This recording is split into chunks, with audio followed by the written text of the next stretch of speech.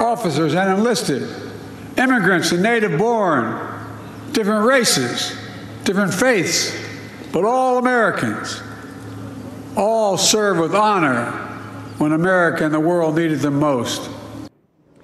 Today marks 80 years since D-Day, the day the tide turned in World War II, the day 160,000 Allied troops descended on the beaches of Normandy.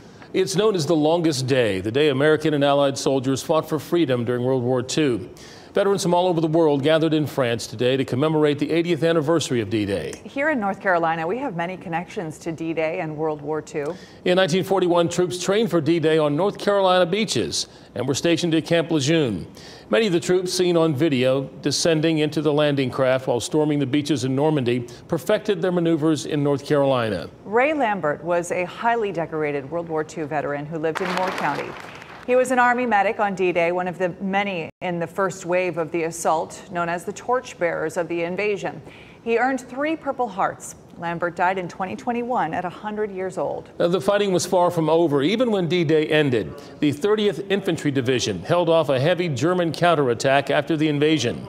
The division, known as Old Hickory, was made up of National Guard soldiers from North Carolina and surrounding states.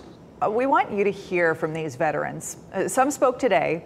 Others we spoke with over the last 10, 15 years. Some of them are still with us, others are not. Today we celebrate them all and salute them. I can still see everything, basically, pretty much in my mind. It's things you never forget. It's the longest day of my life. Day I thought would never end.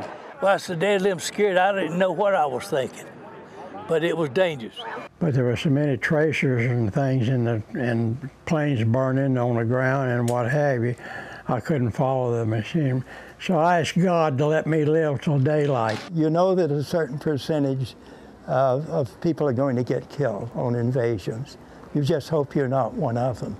And you don't talk, you don't think about it. You just say, well, it's not going to be me today, and you go about your business. So we lost a lot of those very brave men there.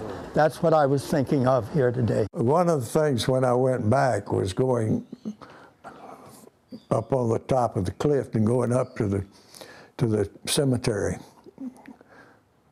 That was a very moving thing. I thank the Lord that we were able to return home.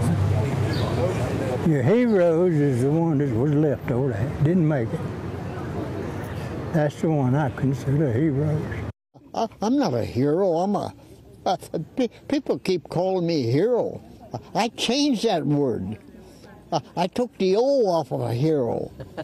I added T-O there, and the people say, well, what's a here to? I says, I'm here to tell you that heroes are up there. They gave their life. They gave their life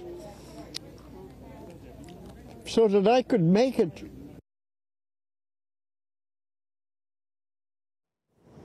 And that is touching. You know, 4,400 Allied soldiers died storming those beaches, 2,500 of them American.